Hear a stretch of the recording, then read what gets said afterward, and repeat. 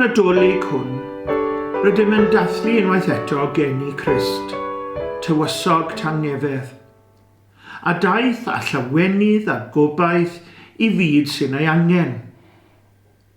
Mae ei ymgnawdoliad yn ein hatgoffa fod y gair wedi ei wneud yn gnawd ac yn drigo yn ein plith.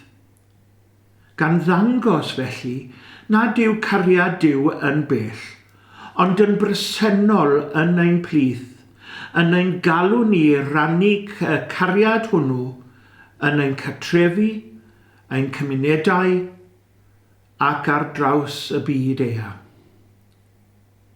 Wrth i ni lawenhau, gadewch i ni gofio rai sy'n dioddef, y clawd, y digatref, y ffoadur a phawb sy'n ddioddef oherwydd ryfel a dinistyr.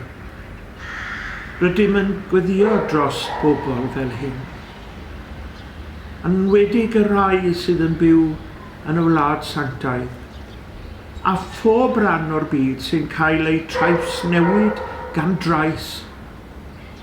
Rydym yn meddwl yn arbennig am Gaza, lle sydd mor agos i Bethlehem, lle mae lleisiau plant yn adleisio'r hiraeth am ddiorgelwch a gobaith.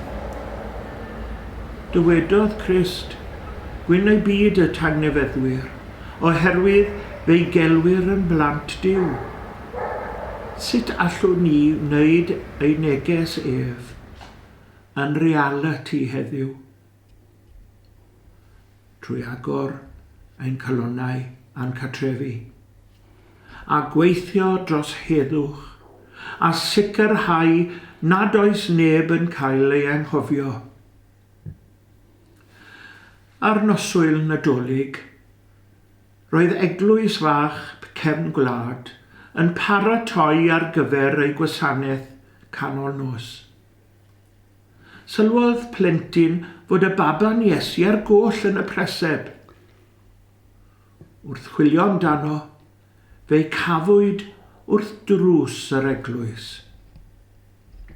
Esboniodd yr offeiriad, mae'n aros wrth y drws, oherwydd daw Crist atom ym mhob person sy'n wylio am loches a chariad. Y noson honno, croesawodd y genulleidfa ddieithriaid i mewn, ac wrth wneud hynny, croesawasant Crist ei hun.